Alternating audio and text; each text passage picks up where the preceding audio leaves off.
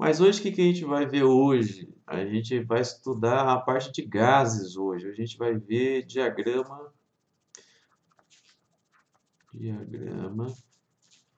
PV, que é um gráfico basicamente, e a primeira lei da termodinâmica. Da termodinâmica. Então, esse é o objetivo da aula de hoje. É o capítulo 19, o começo, se eu não me engano. E aí, o final dele já está postado. Então, essa aula aqui é a última, é bem simplesinha, mas a gente vai estudar agora processos envolvendo gases ideais. Vai calcular o trabalho realizado por gases no processo termodinâmico. Então, começando aqui, a gente quer calcular primeiro o trabalho.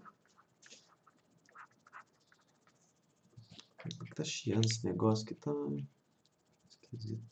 O trabalho em um processo termodinâmico. Você tem que desenhar bastante hoje, tá? Termodinâmico. Esse é a primeira coisa que a gente vai ver. E aí eu vou começar a desenhar aqui, vou tentar fazer os desenhos, mas não sei se vai ficar bom. Vou tentar desenhar um pistão. Como se fosse um pistão. Assim. E aí tem uma tampa aqui, ó. E dentro dele tem um monte de gases aqui.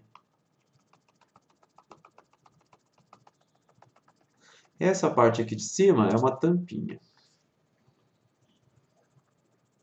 Tem uma tampinha, que não é uma tampinha, é como se fosse um pistão, que pode ir para cima e para baixo, tá? É uma tampa móvel, vamos chamar assim, que ela consegue subir e descer. E aí o que que você faz? Você pega a sua mão e empurra aqui ó, com o dedo. Tá? Então aqui tem os gases e aqui você tem a sua mão. E aqui, ó, dentro desse pote tem uma pressão que vem do fluido que está ali dentro. Ela empurra para cima. Você fazendo essa pressão aqui, o que que vai acontecer? Você vai empurrar essa tampinha para dentro.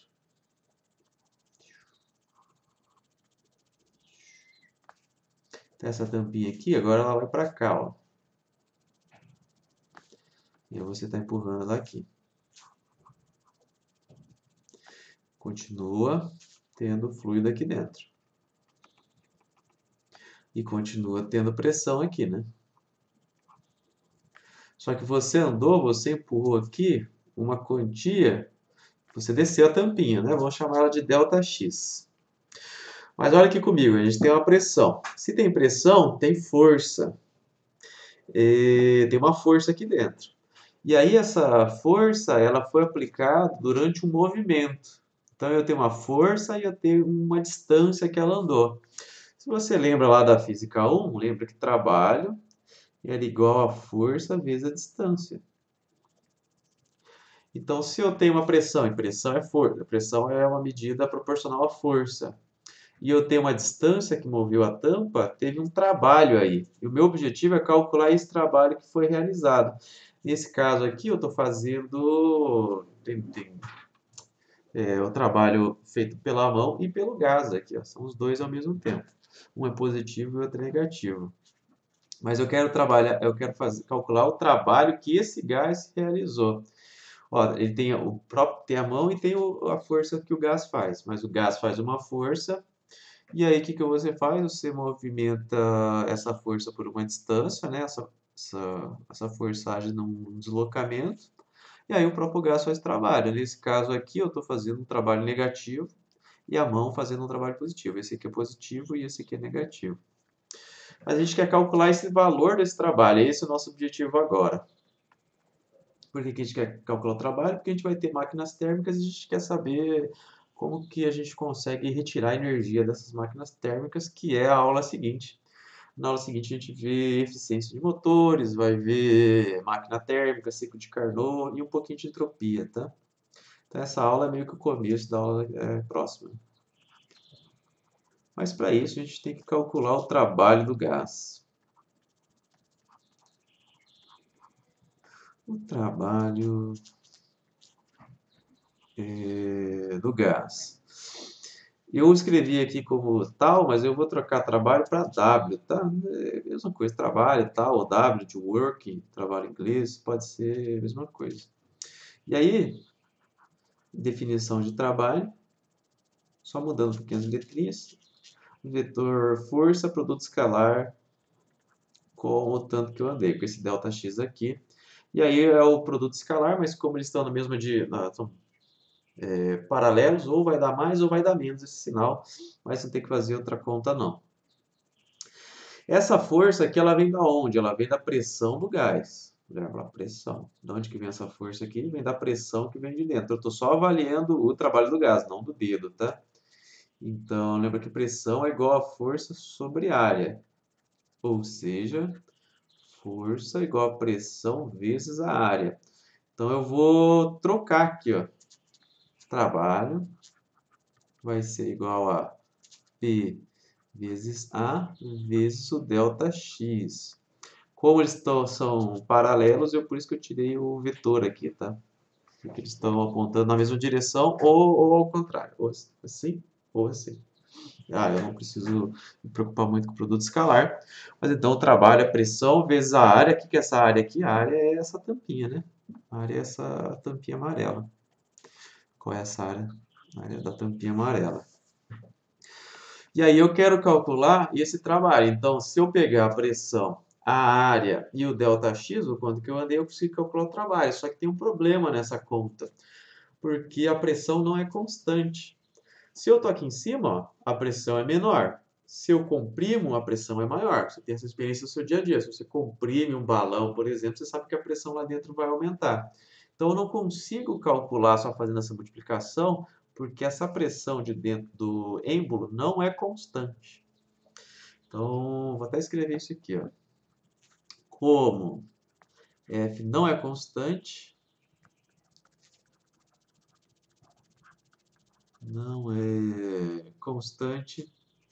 precisamos calcular, calcular W pedaço a pedaço. Já expliquei isso que quer dizer. Pedaço a pedaço. O que isso quer dizer? Quer dizer que eu vou começar a calcular assim, ó. Eu calculo o trabalho por um pedacinho aqui. Eu desço um pouquinho, calculo o trabalho. Enquanto eu estou descendo esse um pedacinho, um ΔX bem pequenininho, eu vou dizer que a pressão é constante nessa descidinha pequenininha. E aí eu calculo o trabalho. Aí eu desço mais um pouquinho, calculo o trabalho. Cada descidinha é bem pequena, então eu vou aproximar a minha pressão naquele ponto, né, naquela altura, constante. Naquela altura a pressão é constante, mas eu vou fazendo de pedacinho em pedacinho. E aí eu somo todos esses trabalhos. Então o que eu vou fazer? É, eu vou calcular os trabalhos, só que eu vou fazendo de pouquinho em pouquinho. Então vai ser um trabalho pequenininho. Então, de trabalho. E aí eu vou pegar a pressão e vou assumir que é constante quando eu andar um pedacinho só. Aqui, ó. Então, o que eu vou fazer? Eu vou calcular um pedacinho de trabalho quando eu desço só um pouquinho. Daí, quando eu desço só um pouquinho, eu assumo que aquela pressão é constante. E aí, no final, eu somo todos esses trabalhos. E aí, somar todos esses trabalhos é aquela boa e velha integral. Mas já vou dar um pouco mais de detalhes para vocês aqui, ó. Então, o que eu vou fazendo? Eu vou descendo de pouquinho em pouquinho. Assim. Aqui. É isso aqui que eu vou descendo. Eu vou calculando o trabalho cada vez que eu desço um pedacinho.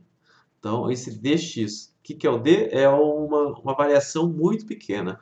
O delta é variação. Quando você troca esse triângulo, que é o delta, pelo d, quer dizer que agora o tanto que você variou é infinitesimal, é muito pequeno. É isso que quer dizer esse dx aqui. E aí, lembrando que essa parte aqui é a área, né? A área. Eu vou fazer aqui só uma substituição, porque aqui ó, eu vou multiplicar, ó, a gente vai multiplicar A por dx em algum momento, né? Mas agora olha comigo aqui, ó. A vezes dx vai me dar um volume. Vai me dar o volume desse disquinho aqui, ó. A área da base vezes a altura. Isso aqui vai me dar um volume muito pequeno, que vai ser o dV. Então, aqui, ó, isso aqui é dV. Porque a área da base vezes a variação de altura. Se fosse, em vez de dx, fosse x, seria v. Mas como é dx, é dv. Por que não é dA? Porque a área é a mesma, é constante. Eu não diminui o tamanho da área. A área é aquela área mesmo. Eu não estou modificando o tamanho dela. Estou modificando a altura desse cilindrinho aqui. Então, vamos substituir lá na equação aqui agora. dW é igual a PdV, porque eu troquei aqui. Tudo que eu tenho que fazer agora é integrar. E aí eu tenho finalmente que o trabalho realizado pelo processo termodinâmico vai ser igual à integral de PdV do volume inicial até o volume final. Essa é a equação que a gente vai utilizar para calcular o trabalho nesse processo termodinâmico. Olha que facinho, integral de PdV. E aqui a gente só utilizou a definição de integral, que não é tão difícil assim, né? Lembra que integral é uma soma infinita, inclusive o símbolo dela é um S de soma bem grandão aqui, né? Então essa é a equação que a gente vai utilizar para calcular o trabalho realizado no processo termodinâmico. Então o que eu preciso para calcular o trabalho? Eu vou precisar de duas coisas, basicamente. Eu vou precisar da pressão, para calcular o trabalho. Eu vou precisar da pressão e vou precisar do volume. Essas são as duas coisas que eu preciso para calcular o trabalho. Então, por isso que a gente começa a estudar o diagrama PV, que eu quero calcular o trabalho realizado por um processo termodinâmico. E o que é esse trabalho no processo termodinâmico? É, por exemplo, o quanto de energia que o meu motor faz para o carro, para girar a roda do carro. O motor do carro é um motor termodinâmico. E aí a gente é um processo termodinâmico o motor do carro. E aí a gente vai conseguir calcular qual a eficiência dele, por exemplo. A gente usa muitos motores térmicos até hoje e vai continuar utilizando por algumas décadas ainda. Mas aí a gente viu que para calcular o trabalho eu preciso fazer a integral de PdV. Não é tão difícil, tá? Mas eu preciso saber qual que é o P e qual é o V. Por isso que a gente começa a estudar o diagrama PV, que é basicamente um gráfico em que eu tenho o V embaixo, no X, e o P no Y. Então, no meu processo, eu vou precisar saber desenhar esse gráfico aqui. E aí a gente vai ver alguns exemplos de diagrama PV, só para vocês sentirem como que você faz isso, para você conseguir interpretar como que você desenha esse seu diagrama PV. Então, vamos primeiro para o primeiro caso, tá? Vou desenhar bastante agora. Caso 1, se não conseguirem entender o desenho, vocês me avisem. Mas a gente sempre tem que ter em mente aquela equação dos gases ideais, que é PV igual a nRT. Eu só vou escrever ela aqui, mas a gente não vai usar ela diretamente. É só para você lembrar disso aqui que eu acho que você já viu. E a gente vai usar ela como base para a gente interpretar os desenhos, tá? Mas se você não viu isso, a gente vai ver só no final da aula isso. Se você nunca viu. Mas eu acho que você já deve ter visto em Química 1 ou mesmo no ensino médio. No ensino médio eles ensinam isso. Então a gente sempre vai levar em consideração a lei dos gases ideais para a gente fazer a nossa análise. Mas vamos desenhar as situações aqui. Ó. Então eu sempre vou ter aqueles pistõezinhos que eu estava desenhando antes. E aí, aqui o meu pistão. E aí eu vou desenhar a tampa dele aqui. Para desenhar bonito. Aqui. E aí o que eu faço?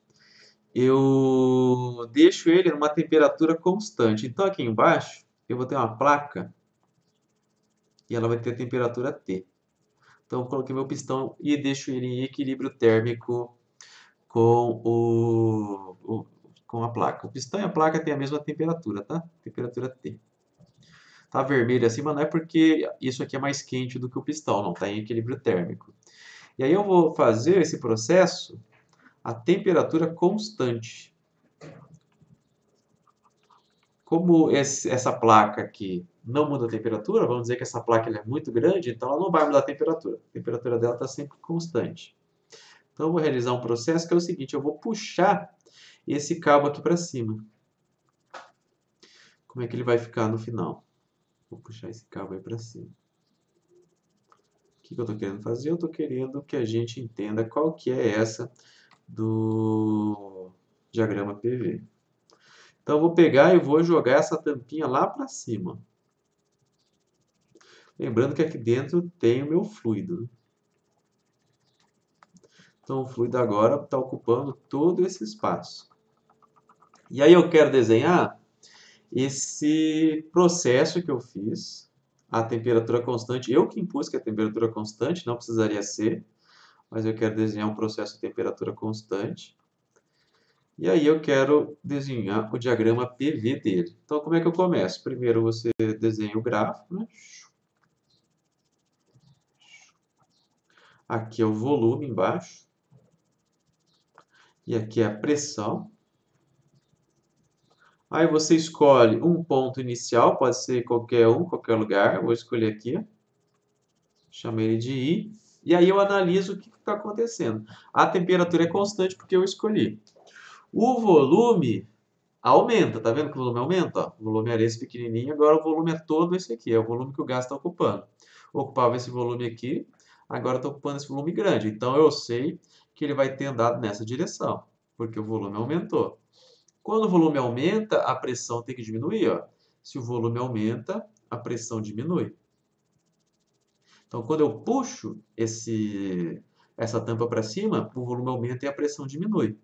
Então, o volume vai aumentar e a pressão vai diminuir. Então, eu vou pegar um ponto aqui, ó, aqui embaixo. Ó, pressão, volume. Vou pegar um pouquinho mais para a direita. Eu posso escolher qualquer lugar, por quê? Porque eu estou sem as escalas aqui. Depois eu coloco as escalas no caso concreto. Mas aqui, ó, o meu processo foi assim, ó. Daqui para lá. Isso aqui que você tem que perceber. Eu quero que você, observando o que aconteceu no seu processo, você consiga fazer esse gráfico. Está muito linha reta. Ele não é uma linha reta, tá? Ele é meio tortinho. Vou só tentar deixar melhor. Tem uma barriguinha assim. Assim. Não é uma linha reta, tá? Então aqui é a posição inicial, a posição final, e ele vai daqui até aqui. E aí, se você tiver um caso concreto, com números, você coloca aqui, desenha no tamanho correto. Mas eu quero que você só perceba aqui, a temperatura é constante, o volume aumentou, quando o volume aumenta, a pressão cai. Então, ele faz esse movimento aqui. Quando a curvinha é feita numa temperatura constante, a gente chama ela de uma isoterma, tá? Isoterma. Essa curva é uma isoterma. E eu posso calcular o trabalho realizado pelo fluido a partir desse gráfico, e é muito fácil. É só você pegar esse gráfico, ligar ele até aqui embaixo, ó, e calcular essa área aqui. Lembra que já deve ter falado para você que integral é a área sob a curva. Então esse aqui é meu gráfico PV, diagrama PV, e aí se eu quiser calcular o trabalho, é só eu calcular essa área embaixo da curva. Esse foi o trabalho realizado. Esse era o nosso caso 1. De novo, o que eu quero que você saiba fazer? Que você saiba identificar, num processo termodinâmico, como que você chega nesse gráfico, que você consiga interpretar daqui para cá. E esse é o meu objetivo hoje, da primeira parte da aula, que vai ser basicamente só isso. Vamos avançando aqui. Conforme for fazendo, você vai pegando o jeito e vai conseguir fazer. Se você não sabe ler gráfico, eu fiz um vídeo sobre gráfico essa semana aí. Tem umas dicas de como fazer gráfico para você publicar em um artigo aí, tá? É o videozinho do feijão. É só uma desculpa o feijão para ensinar gráfico. Mas está lá. Então, vou fazer o segundo caso aqui, caso 2. Tem infinitos casos, tá? Vou desenhar só os principais para a gente ir interpretando o que está acontecendo. Vou desenhar, são 3 que eu preciso fazer aqui.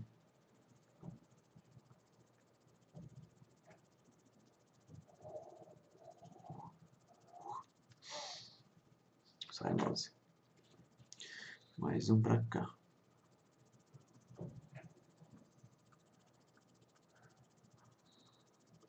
Então, o que que eu vou fazer aqui? Aqui são os três, tá? O que que eu vou fazer? Eu tenho inicialmente o meu pote aqui. Olha, começou no mesmo lugar que o outro. Tenho o fluido aqui. E aí, o que que eu faço agora? Eu taco fogo nele aqui embaixo, esquento ele. Então, a temperatura não vai ser mais constante, tá? Eu taquei fogo nele aqui. Só que aí eu faço para vocês que essa tampa pode se mover livremente. Então, como a tampa pode se mover livremente, nesse caso a pressão vai ser constante. Por que que a pressão vai ser constante? Porque se aumenta a pressão aqui, a tampa sobe e aí alivia a pressão. Então, como a tampa está solta, quando eu aumento a temperatura, o gás vai expandir, vai aumentar a pressão, só que quando aumenta a pressão, a tampa sobe e a pressão volta na posição inicial. Então, esse processo, se ele for feito bem devagar, eu posso dizer que ele foi feito a pressão constante. Então, o que que vai acontecer quando eu aumento a temperatura? A tampa vai aqui para cima. A tampa está vindo aqui para cima.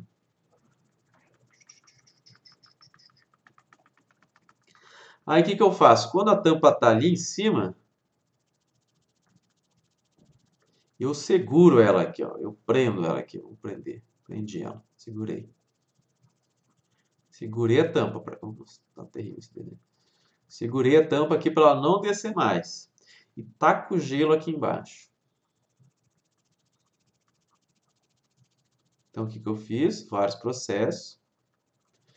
Mas aqui o que que eu fiz? Eu esquentei, aumentei a temperatura, a pressão constante. Aí, quando ela expandiu até o topo aqui, a pressão constante, eu segurei a tampa e aí comecei a esfriar. Quando eu estou segurando a tampa, o que que eu estou impondo aqui? Volume constante. Se eu estou segurando a tampa, quer dizer que o meu volume está constante, porque o meu volume não pode mudar, né? Já que eu segurei a tampa ali. Então, vamos desenhar essas etapas agora. Diagrama PV, né? Pode escolher um ponto que você quiser, onde você quiser começar. E aí vamos analisar. Aqui eu esquentei a pressão constante. Se a pressão constante, quer dizer que a pressão não vai mudar. Só que o que aconteceu com o volume? O volume aumentou.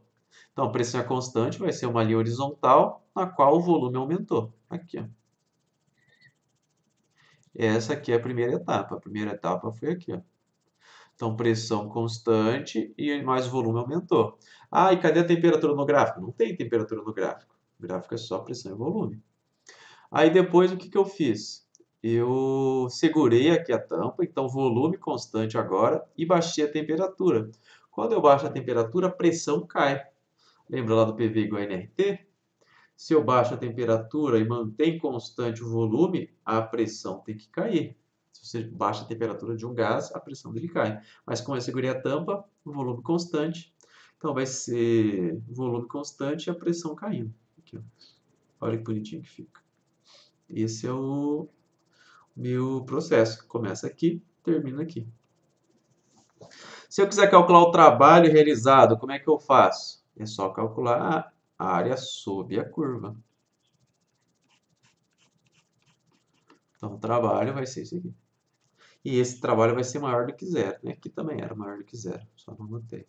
Esse trabalho é maior do que zero. E esse vai ser o trabalho realizado. E esse é o caso 2. Vamos adiante. Caso 3. É melhor desenhar assim no tablet do que no quadro, porque daí não fica sujando a mão cheio de giz colorido, né? A qualidade do desenho é bem parecida. Caso 3. Tô dormindo, Caturrita.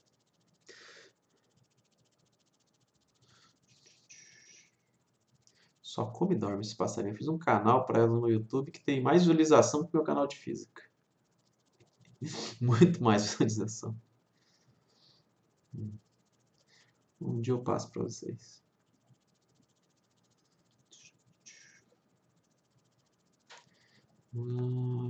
Desenhando aqui.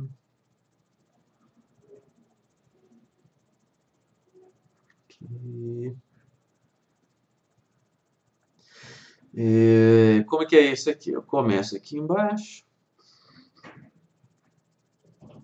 Começo aqui embaixo. Tá aqui o gás. Então tá ali o gás tranquilo, tranquilamente. E aí o que eu vou fazer? Eu vou segurar essa tampa aqui de novo. Segura a tampa. Tô segurando, tá? Não tô empurrando. Segurando a tampa e coloco o gelo aqui.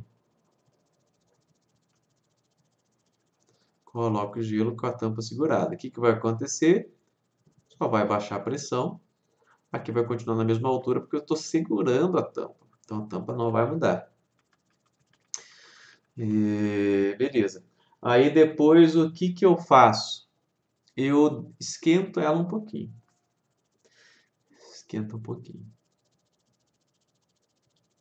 E aí quando eu esquento, primeiro esfriei e segurei. Aí depois eu esquento e quando eu esquento o gás vai expandir, vai até aqui em cima. E agora a tampa não está mais segurada. E aí ela ocupa tudo. Então repetindo o que foi que eu fiz. Primeiro, segurei a tampa e coloquei gelo. Se eu não estiver segurando a tampa ia entrar para dentro aqui, ela ia nessa direção, mas como eu estou segurando, ela não faz isso. Aí depois eu esquento e aí a tampa vai para cima, até aqui. Eu paro de segurar a tampa. Então vamos desenhar esse processo. Esse processo é o seguinte aqui. Eu tenho P para cá e V para cá. Opa, tô fazendo errado já. Que é o meu diagrama PV. Aí eu escolho um ponto inicial. Nesse ponto inicial, o que eu fiz aqui? Eu baixei a temperatura com volume constante. Quando eu baixo a temperatura, a pressão cai. Como o volume constante, né, veio para cá. Por quê? Porque eu baixei o volume. Eu não baixei o volume, mas não tinha o volume constante, eu baixei a pressão. Aí depois, o que eu fiz? Eu esquentei ele devagar, então a pressão fica constante, porque ele pode empurrar para cima a tampa sem problema, mas o volume aumenta. Então, isso que aconteceu depois. Essa descrição desse meu processo termodinâmico que eu fiz aqui. Como que eu calculo o trabalho? Mesma coisa de antes, tá? Área sobre a curva. E esse trabalho é positivo. Então, acho que esses 3 exemplos você já consegue meio que desenhar um gráfico observando o comportamento do seu sistema, tá? Esse que é o objetivo principal aí. Tenta fazer. E se eu fizer o caminho inverso, tá vendo que eu sempre estou indo nesse sentido aqui, ó, da esquerda para a direita? E se eu fizer o caminho inverso, o que acontece?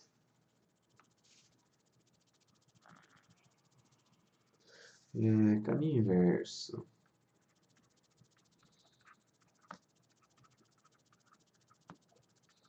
Se eu fizer o caminho inverso, seria, por exemplo, assim. Volume, pressão. Vou pegar 2 pontos qualqueres. E agora eu estou indo nessa direção para cá. Aqui inicial, aqui é o final. O trabalho ainda é a área sobre a curva. Só que quando eu estou indo no caminho inverso, quando o volume está diminuindo, quando o volume está aumentando, foram todas as situações que eu fiz. Quando o volume está diminuindo, eu calculo a área sobre a curva, só que aí eu troco o sinal. Nesse caso aqui, eu trabalho negativo. Então, se eu estou diminuindo o volume, eu tenho trabalho negativo. Se eu estou aumentando o volume, aí o trabalho é positivo e ainda calcula ele sob a curva, né? Só calcular essa área aqui, que a gente já consegue fazer o cálculo do trabalho. Por último, último exemplo aqui é um ciclo. O ciclo é bastante importante, porque os motores funcionam como um ciclo. Então agora eu vou desenhar aqui mais vários pequenininhos. Eu preciso desenhar 5.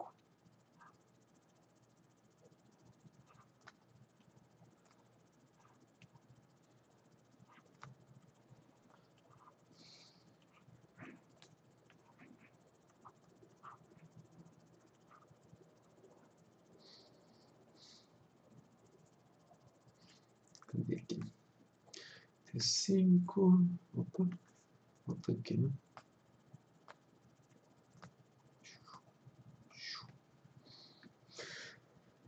Aqui a tampinha. Aqui azul. E aí o que eu faço? Primeiro eu taco fogo nele.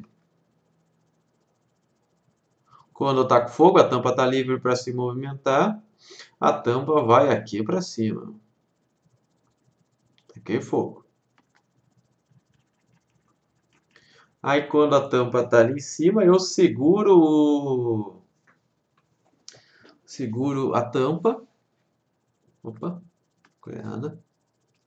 Eu seguro a tampa aqui e taco o gelo embaixo.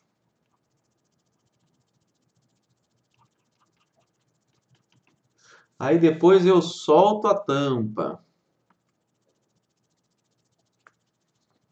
Solto a tampa, ainda com gelo aqui. E aí depois, por último, eu seguro a tampa e taco fogo. Seguro a tampa aqui e eu taco fogo. Então vamos tentar interpretar o que aconteceu aqui.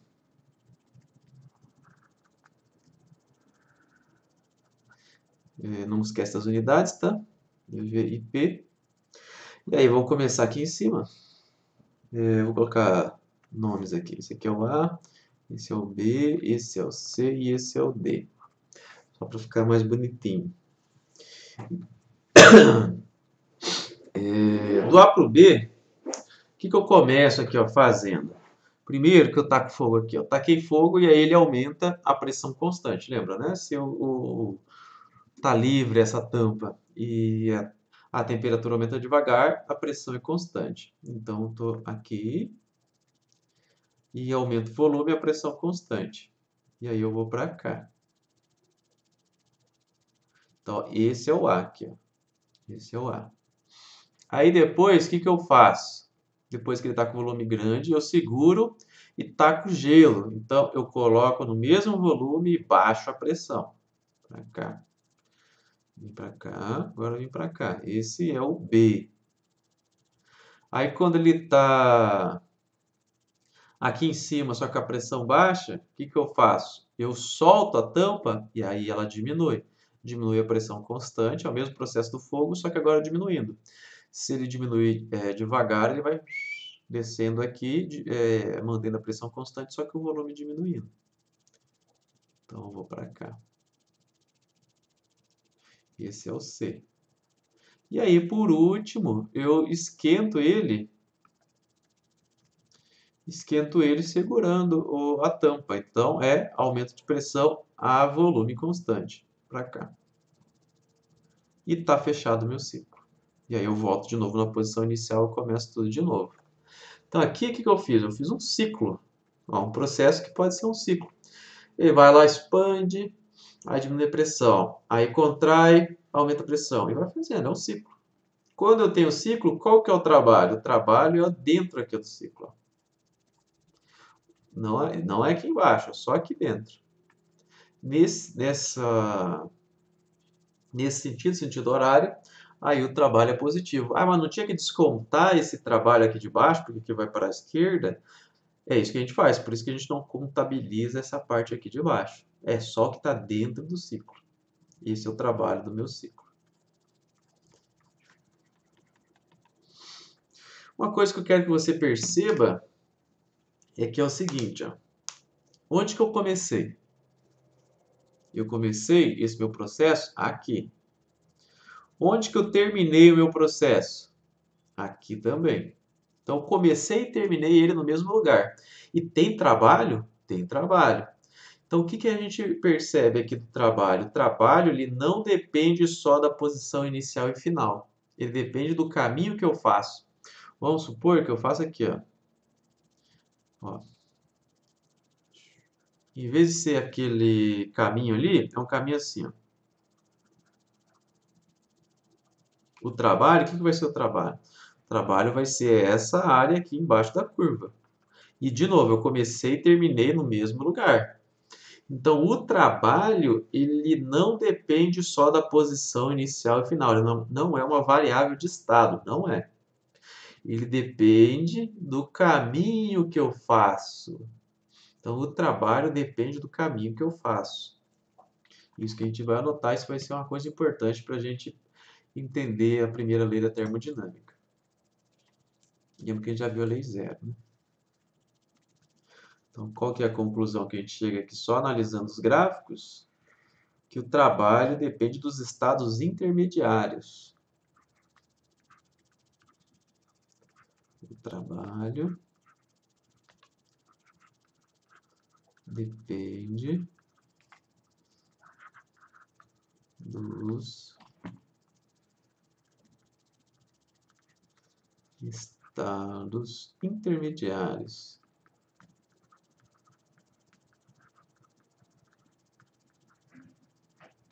E não apenas dos estados inicial e final.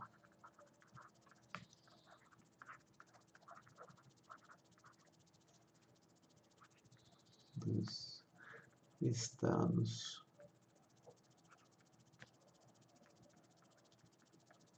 inicial e final. Então, essa que é a sacada do trabalho aqui, né? O trabalho não importa onde você começou, onde você terminou. Quer dizer, meio que importa, mas importa também o caminho. Dependendo do caminho que você faz, você vai ter um trabalho diferente. Para que isso implica para a gente? Que a gente precisa saber do caminho. Aí pensaram assim, e se eu tiver alguma grandeza que depende só do ponto inicial e final? Então, o trabalho, ele depende do caminho. Mas eu gostaria de saber uma grandeza que independe do caminho. E aí que entra a primeira lei da termodinâmica. Primeira lei da termodinâmica.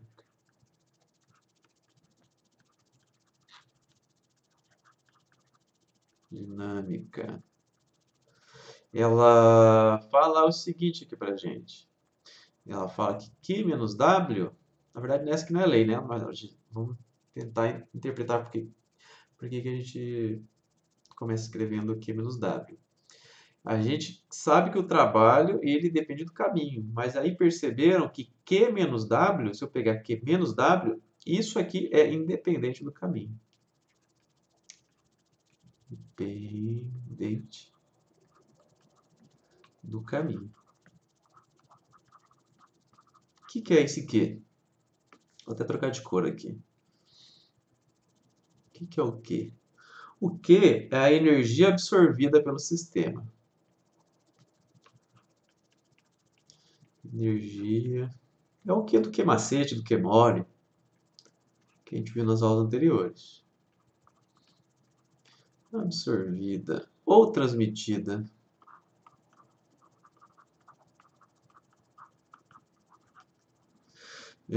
na forma de calor.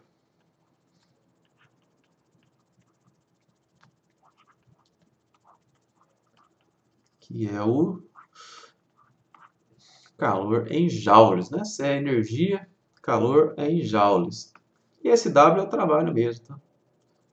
Esse W aqui é o trabalho realizado. Trabalho realizado. Da onde que viria esse Q?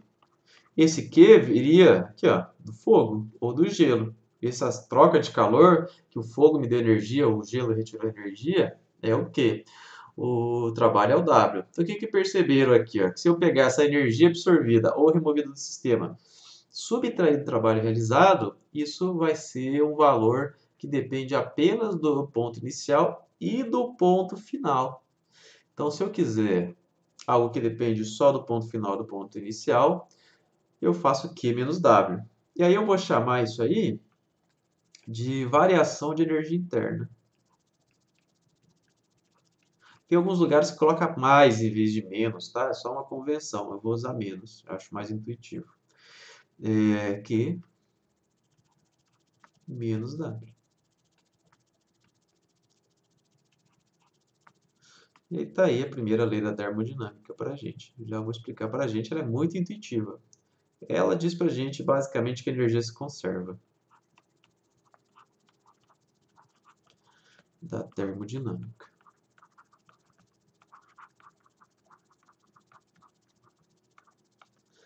Então, olha, da onde começa esse pensamento da primeira lei da termodinâmica? Porque a gente queria alguma grandeza que seja independente do caminho. A gente encontrou ela, Q menos W. E a gente chama ela de variação de energia interna.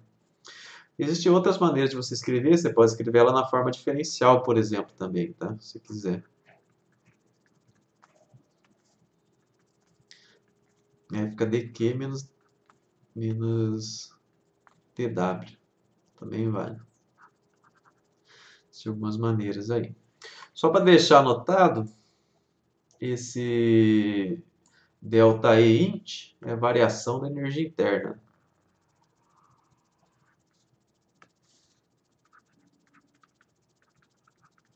Variação de energia interna.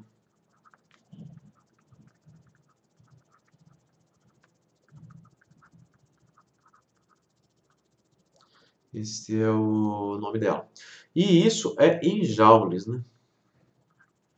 E aí, como que eu interpreto essa primeira lei da termodinâmica, que eu acho particularmente que é a mais fácil de entender? Variação de energia interna menos W. Você pode pensar, por exemplo, na nutrição. Lembra que esse Q do Q macete, Q mole, é o quilo que fica atrás do pacote da traquinas? Então aqui você pode pensar assim, ó, quanto que você comeu de calorias, menos o tanto que você gastou. Então você comeu calorias, comeu uma pizza, aí você faz um pouco de exercício físico, você gastou, então você retirou um pouco dessa energia, e o que sobrou vai para onde? O que sobrou vai para dentro de você, que é o que você guarda na forma de gordura. Então, pode falar. Ia falar alguma coisa? Não? Então tá. Então o que que você. Ligar o microfone. Como é que a gente pode interpretar? O quanto que você absorveu de energia, que você ganhou de energia, menos o que você perdeu na forma de trabalho, que você gastou, ganhou menos o que você gastou, então o que você ganhou, menos o que você gastou, e o que sobrou vai para onde? Você armazena na forma de variação de energia interna. Isso é o que diz a primeira lei da termodinâmica. Ah, não gosto de nutrição. Vamos pensar de outra maneira então. Vamos pensar na forma de salário. Então, esse Q seria o quanto que você ganhou de dinheiro. Né? Esse aqui é o seu salário. Aí o Q, o que seria o W, o trabalho, seria o quanto que você gastou de dinheiro. Então, você ganhou dinheiro, gastou dinheiro, e a diferença disso, que sobrou, fica guardado. Aqui é o guardado, sobrou. É isso que diz a nossa primeira lei termodinâmica. O quanto você ganha, menos o que você gasta, sobra um pouquinho aqui, esse um pouquinho vai para onde? Vai para ser armazenado, variação da energia interna. É isso, né? Bem simples a primeira lei da termodinâmica. É uma equação que fala para a gente da conservação de energia. O que você ganha, menos o que você gasta, e o que sobrou fica com você. Isso, bem fácil de entender. Então, nosso gás. No nosso gás ali, o tanto de energia que você deu para o gás, e aí ele perde um pouco dessa energia fazendo o trabalho, e o que ele não utilizou para fazer trabalho fica armazenado dentro dele. Essa é a primeira lei da termodinâmica. Conservação de energia. Bem fácil de entender. Tem alguns casos especiais, tá, de processos termodinâmicos que eu vou anotar. Né, eles aparecem com o nome próprio deles e é interessante a gente saber cada um deles. Então, casos especiais. Por exemplo, eu vou ter o processo adiabático.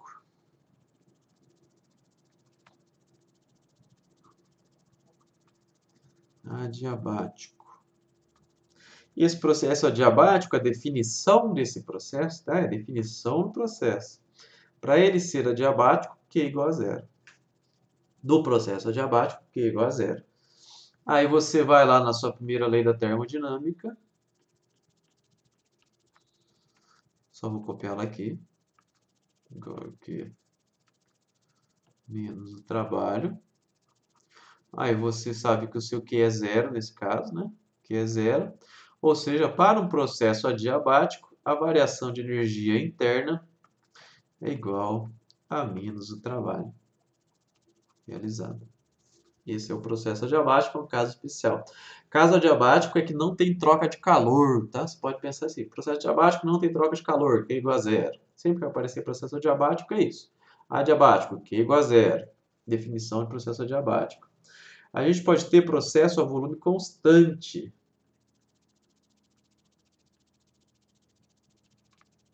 A volume constante. Constante. O que seria isso? Seria, por exemplo, isso aqui que eu mostrei para vocês, ó. Nesse caminho aqui, ó, por exemplo. Aqui o volume é constante, ó. Esse processo daqui para cá, ele é a volume constante, ou isovolumétrico. Então, processo a volume constante. No processo a volume constante, o que eu vou ter de especial nele? Vamos lembrar como é que eu calculo o trabalho. Trabalho igual a integral de PDV, que é uma variação de volume. Se não tem variação de volume, quanto que é a variação de volume? Zero, né? Zero. Porque não tem variação de volume, quanto que é a variação de volume? Zero. Então, no processo a volume constante, o trabalho é zero. Então, essa é a característica especial do processo a volume constante. Trabalho é zero. E aí, voltando lá para a primeira lei da termodinâmica, o que a gente vai ter? Variação da energia interna igual a Q menos W. Como o W é zero, porque é volume constante, eu tenho que em processo a volume constante, toda a energia que eu dou para o sistema é armazenada, porque eu não gasto nada com trabalho. E esse aqui é a característica especial do processo volume constante. Processo volume constante, trabalho igual a zero. Tá? Caso bem importante. Outro que sempre cobrava nas provas aí da galera. E era muito engraçado, todo mundo errava. Já explico para vocês como é que eu pedia isso.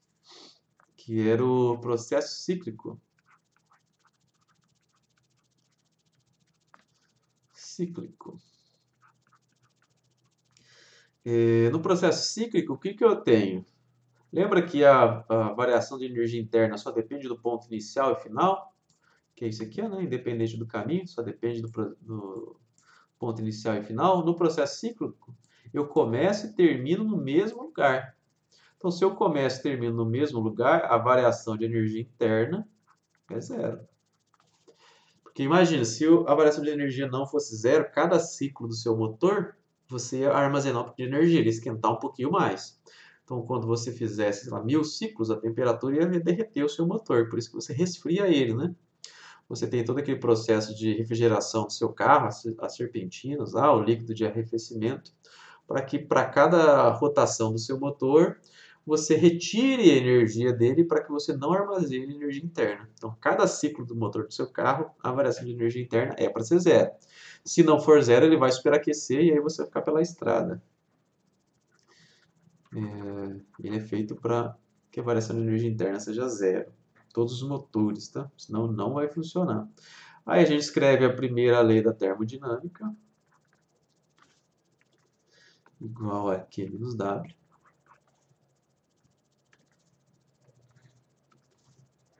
E aí a gente tem que isso aqui é igual a zero, né? Ou seja, o Q vai ser igual a W no processo cíclico. A energia que eu dou para o processo vai ser igual ao trabalho dentro dele. Qual que era a pegadinha que eu sempre colocava nas minhas provas aí? Só para ver se o pessoal estava atento. Eu colocava assim, ó, por exemplo, um motor que funciona pelo ciclo de Otto, possui fonte térmica fria de 200 Kelvin e fonte quente de 400 Kelvin. Qual é a variação de energia interna neste ciclo? Aí ninguém sabia fazer. Na verdade, uma galerinha não, né? Mas aí a variação de energia interna no processo cíclico, independente do ciclo, é zero, né? Só você responder que era zero. O resto era só para ver se estava prestando atenção. Sempre caía. E tinha um pessoalzinho que errava, mas a resposta é zero, né? Só você lembrar que o processo cíclico com variação de energia interna é zero. O último aqui, expansão livre. Expansão livre é um caso bem especial de que Q igual a zero, W igual a zero e, consequentemente, variação de energia interna igual a zero. Variação de energia interna igual a zero. Então, esse é o resumindo do diagrama PV para a gente analisar os nossos gráficos aí dos nossos motores que vocês forem bolar no futuro aí nos seus processos químicos termodinâmicos que vocês forem fazer. Vamos fazer um exercíciozinho só para treinar isso aqui. Esse ele é bem facinho. Que é o 43.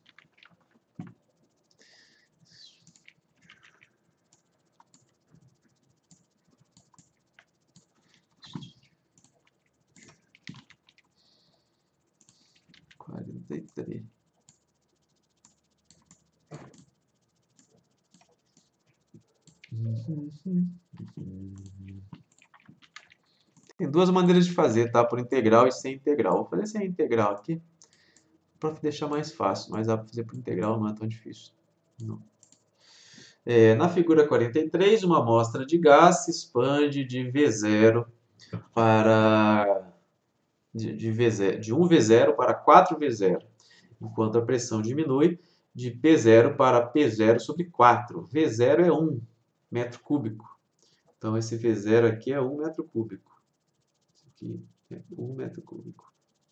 E esse aqui, então, né, são 4 metros cúbicos. A pressão P0 é 40 Pascal. Então, aqui é 40 Pascal.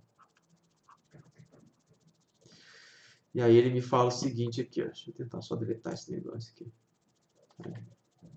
E quando ele me leva tudo, faço de novo. Então, aqui é 1 metro cúbico, né? E aqui é 40 Pascal. É isso que ele me diz no enunciado. E ele fala assim, qual é o trabalho realizado pelo gás se a pressão varia com o volume de acordo com as trajetórias coloridinhas aqui. Começa e termina no mesmo lugar. E aí ele me diz, qual é o trabalho se eu faço o caminho A, qual é o trabalho se eu faço o caminho B e qual é o trabalho se eu faço o caminho C. Então é só eu calcular a área sob a curva. Bem facinho de fazer aqui, ó. Na letra A, por exemplo, o trabalho vai ser esse aqui, ó. Então, na letra A, qual é o trabalho? É a área desse retângulo aqui, ó. Esse retângulo ele tem aqui embaixo 3 metros cúbicos, porque ele vai de 1 até 4.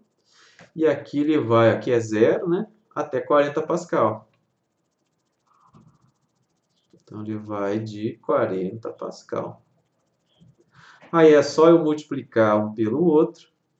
Então o trabalho vai ser integral de PDV. Só que nesse caso aqui, ó, a pressão é constante, ó, a pressão é constante. Então vai ficar P integral de dV, que vai ficar igual a PV. Delta V, né? P delta V. P delta V. É só calcular a área embaixo da curva. Isso aqui vai dar a pressão 40 Pascal. Opa, 40, preciso escrever o Pascal agora. 40 vezes 3, que é igual a 120.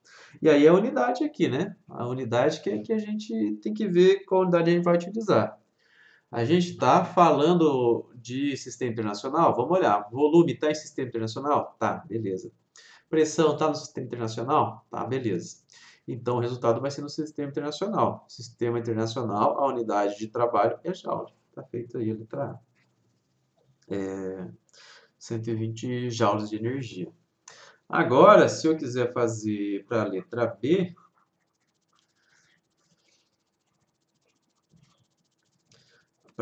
B, é essa área aqui, ó, né? Aí você pode fazer como você quiser. Tem gente que sabe a equação para você calcular a área do trapézio. Eu nunca lembro essa equação de cor. Eu vou fazer do jeito que eu sei, que é separar em dois. Que cor eu tô usando? Vou separar em dois, vou calcular desse aqui de baixo primeiro, desse retângulozinho, e depois vou calcular desse triângulo aqui de cima e vou somar as duas. Eu acho mais fácil. É isso que eu vou fazer. Então, lá de baixo, esse aqui primeiro, ó, o trabalho aqui de baixo, vai ser 30 de novo, 30 vezes 10. Como é que eu sei que isso aqui é 10? Porque, ó, são 4 divisões. Ó, tem uma divisão, 2, 3, 4. Como é 40 Pascal, cada uma delas equivale a 10. Então, aqui embaixo vai ser 30 vezes 3, né? Não 30, desculpa. 3 vezes 10. Vai ser igual a 3. 3 vezes 10, que é igual a 30 joules. No de cima, no triângulo, eu tenho que aqui é 3, 30, agora sim, 30, e aqui é 3. Então, no de baixo, vai ser igual, ó, a área do triângulo, a área da base não, base vezes a altura dividido por 2, assim que se calcula a área do triângulo, né? Então, é 3 vezes 30 dividido por 2. Isso aqui deu 45 joules, ou seja, somando os dois, o trabalho vai dar 75 joules. Certo? É isso? Exatamente. 75 joules. Esse era o B. Agora, se eu quiser calcular o C é só essa aqui de baixo. Essa aqui de baixo eu já calculei, é o 30, né? Então, o C é 30 joules. Olha que facinho esse. Esse era o 43. 43, né? Para calcular. Dava para calcular por integral também, né? Igual eu fiz, na verdade, até meio que fiz, né? Aqui, ó. Meio que fiz por integral esse aqui de cima. A B, você teria que encontrar a equação da reta se você quiser fazer por integral. Você ia encontrar que... Qual é a equação da reta que você encontrar? Você encontrar que P igual a 50 menos 10V. E aí você substitui e faz a integral, se você quisesse. Esse era o 43. Então vamos seguir adiante para o último assunto, para os últimos, já quase finalizando. Continuar falando de fluidos, já quase finalizando o semestre. Muito bom. Esse semestre aí, depois eu ia fazer um questionário para vocês responderem, não sei se vou fazer ainda.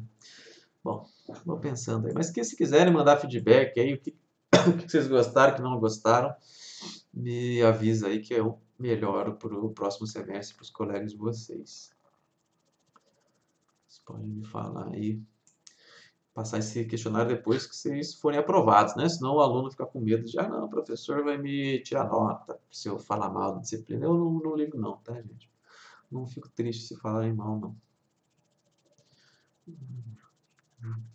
Meu questionamento é assim, se você sempre elogia a pessoa, como que ela vai saber que ela está fazendo errado? Tem que falar a verdade. Não adianta ficar só elogiando. Tem que falar, tá ruim. Ou então você fala, tá bom. Isso que eu tiver que ser sincero, senão ninguém nunca melhora, né, gente? Tava lendo uma notícia no UOL essa semana, que começou as danças dos famosos. Aí dizia lá, dança dos famosos surpreende pelas notas baixas. Deu, nossa, caramba, né, dança dos famosos. Aí foi lá o pessoal reclamando que o juiz tinha dado 9,1 pro casal. Essa é a nota baixa. Tá bom. Bem-vindo ao mundo não real, né?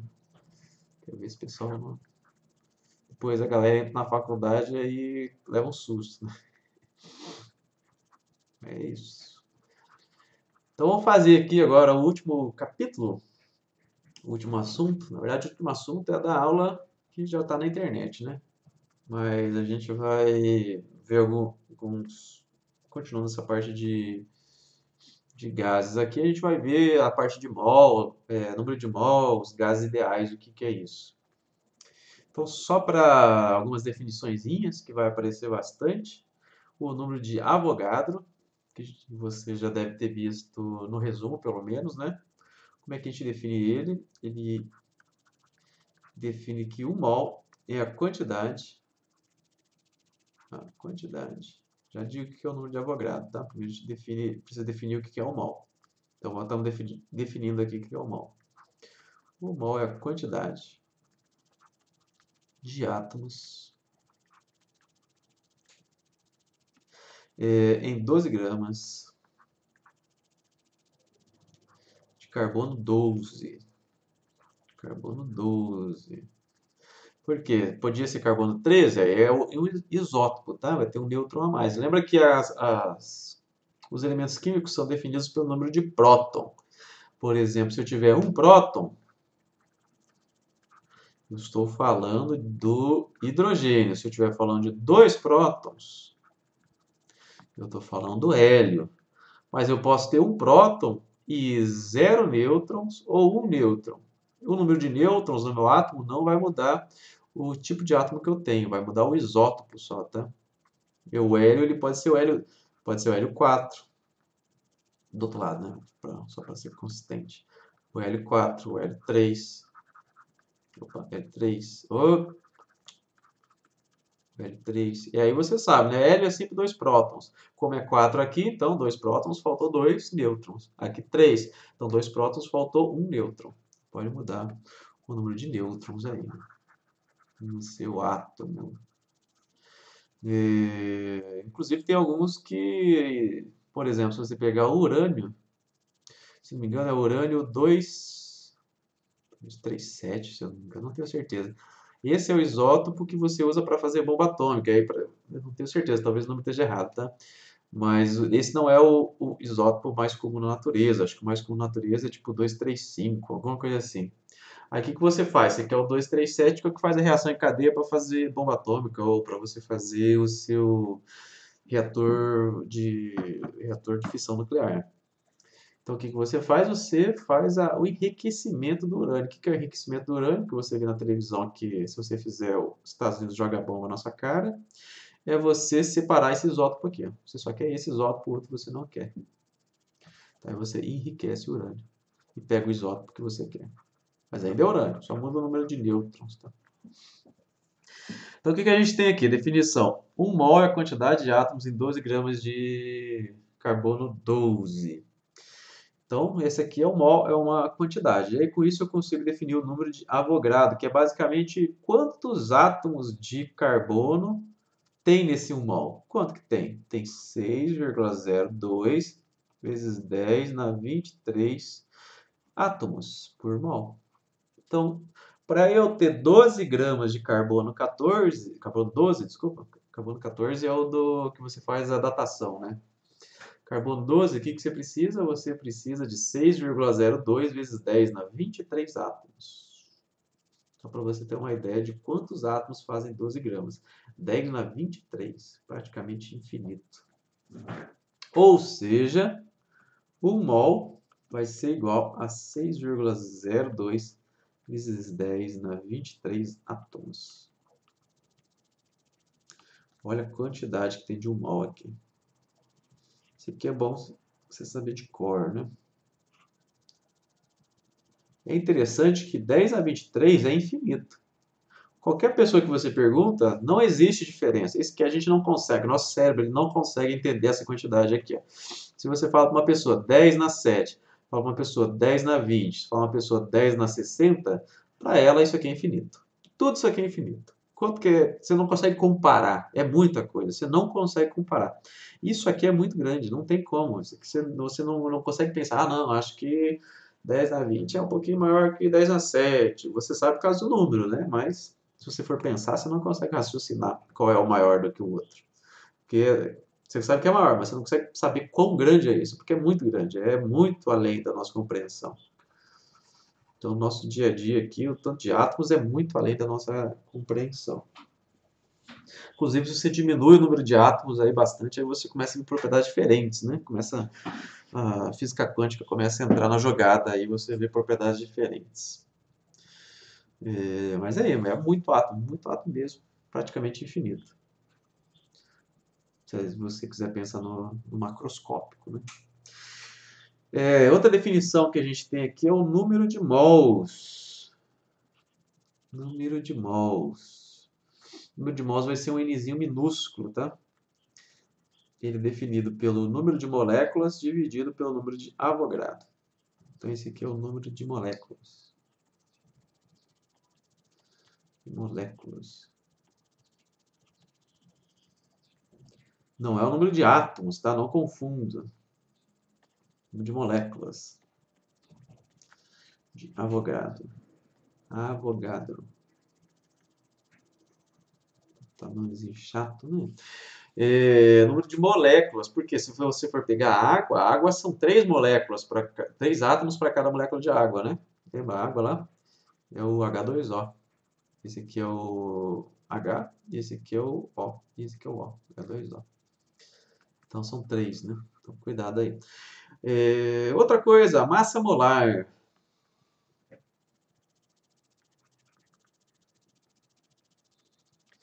Massa molar. A massa molar é o Mzão maiúsculo, é definido como a massa de uma molécula vezes o número de Avogadro. Então, isso aqui é a massa de uma molécula.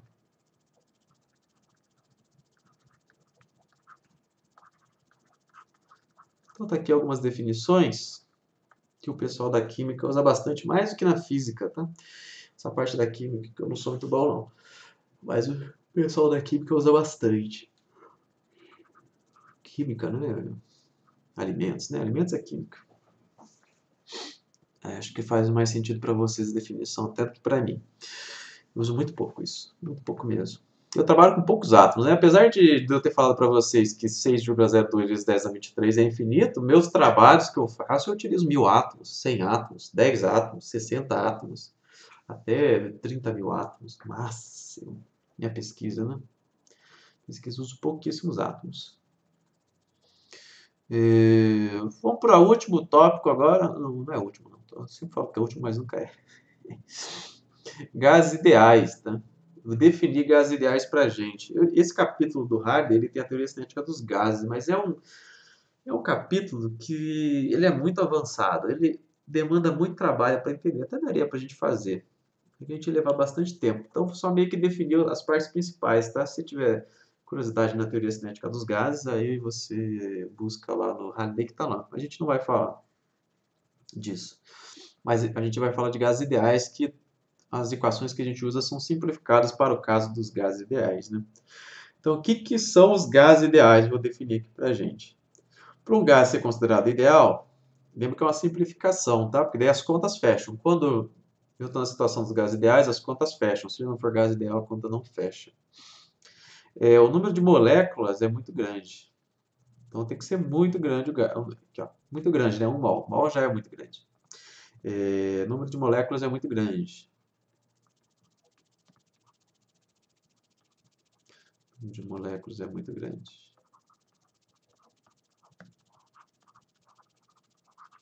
Mas o gás é rarefeito.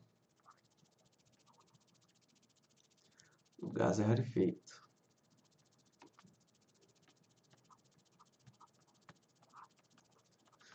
E o que isso quer dizer? Quer dizer que eu tenho muitos átomos, só que o espaço que eles estão distribuídos também é grande, então eles não estão comprimidos. O gás é bem rarefeito. Então, no gás ideal, eu preciso trabalhar com várias moléculas, mas o mol já é mais do que o suficiente, pode ser muito menos do que o mol, e o gás é rarefeito mesmo assim, então ele está distribuído num espaço grande.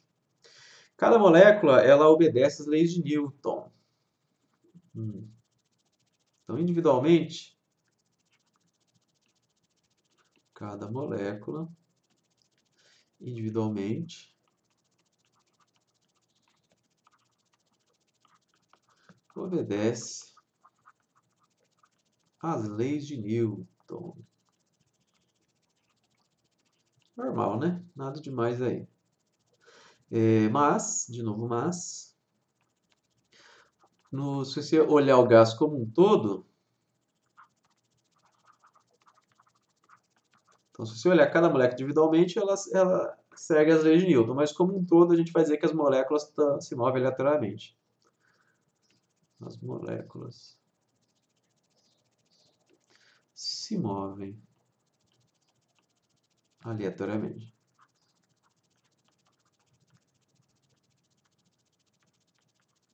aleatoriamente. A gente vai considerar também que todas as moléculas são idênticas. Você não consegue saber qual que é qual.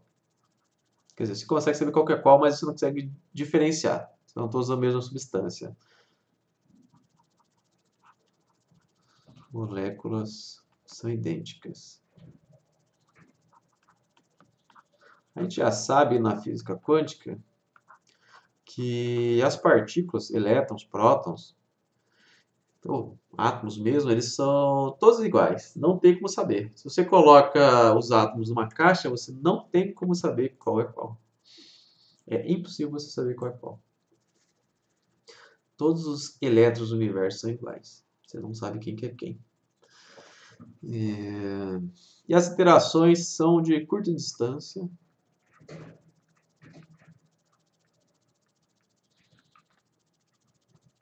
São de curta distância. Então, só vai interagir uma molécula com a outra quando elas estiverem pertinhos.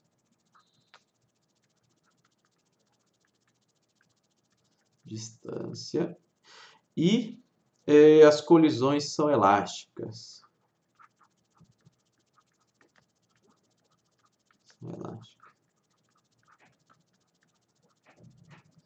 Elásticas.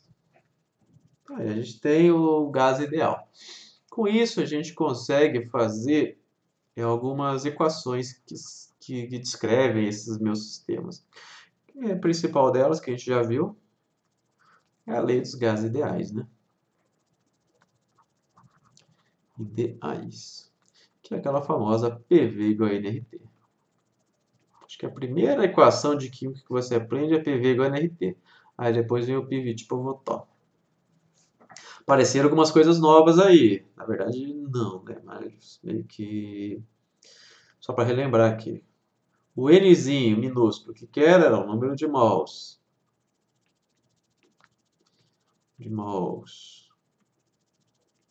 Esse R, o que ele é? Ele é uma constante. Eles chamam de constante dos gases ideais. Dos gases ideais.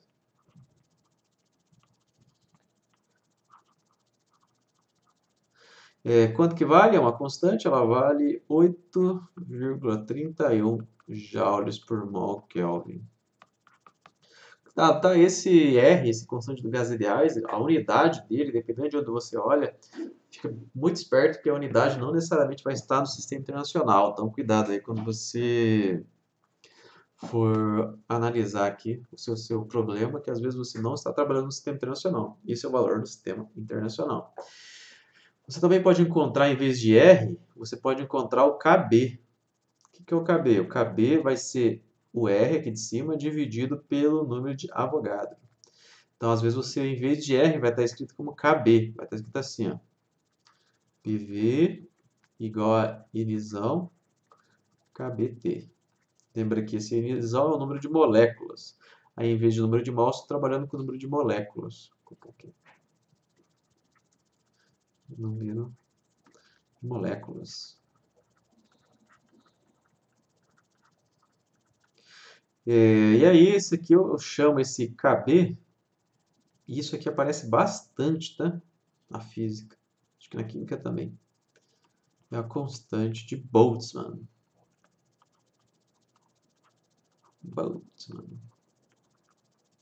Quanto que vale a constante de Boltzmann? 1,38 vezes 10 na menos 23 joules por Kelvin. Então você pode encontrar dessas duas maneiras, tá? As gases ideais, aí você já sabe qual a diferença entre elas. Dependendo da sua aplicação aí que você for fazer, você pode usar o número de mols ou o número de moléculas. Vamos ver alguns exemplos aqui, ó, de aplicação dessa equação para alguns sisteminhas. Alguns sisteminhas bem básicos. Vai ser o número 4. Opa. Processo isotérmico.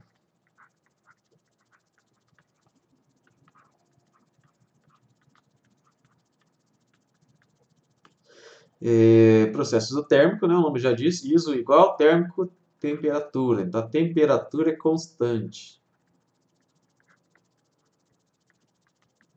E aí, no gráfico, você vai ter as isotermas, né? Igual a gente viu antes.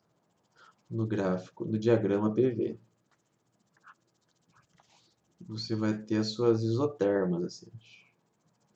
Quando for isoterma, ele vai dizer, tá? Ela é meio tortinha, essas isotermas, assim, que é a cara delas. Mas eu quero calcular qual que é o trabalho no processo isotérmico. Então, qual é o meu objetivo aqui? É calcular o trabalho em um processo isotérmico.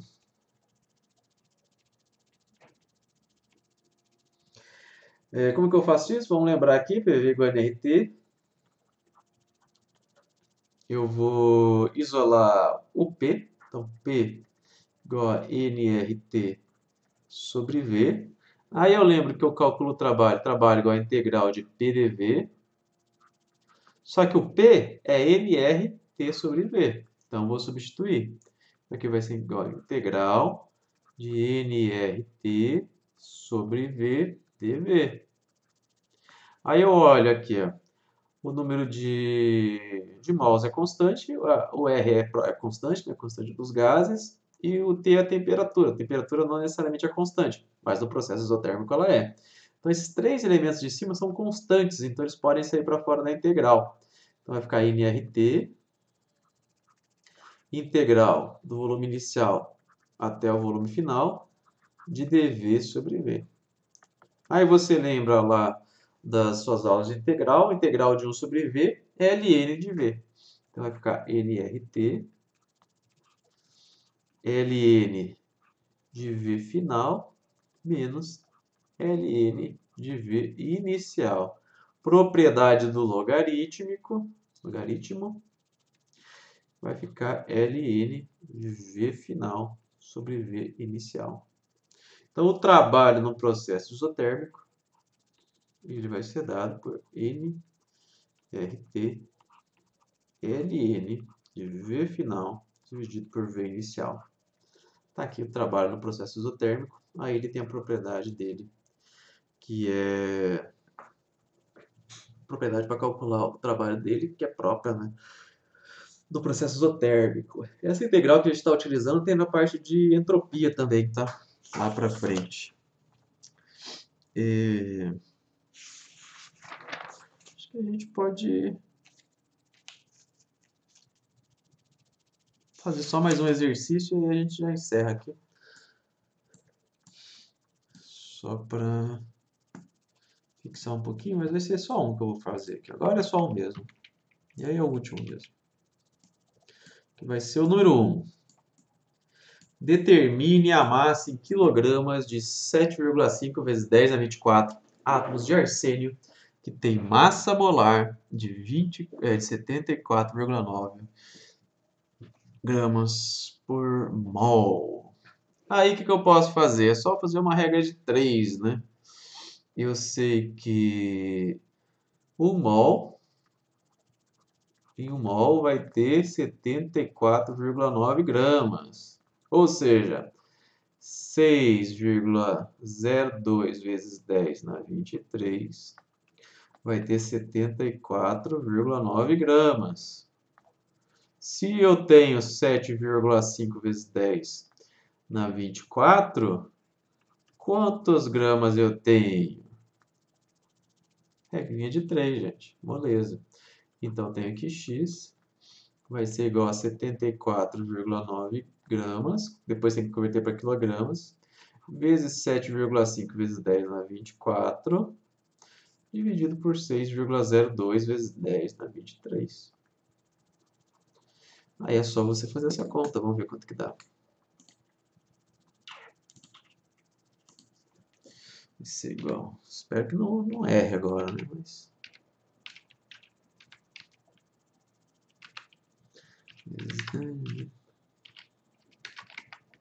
Aí deu. Cadê a caneta aqui? Isso aqui deu aproximadamente igual a 933 gramas que é aproximadamente igual a 0,93 kg.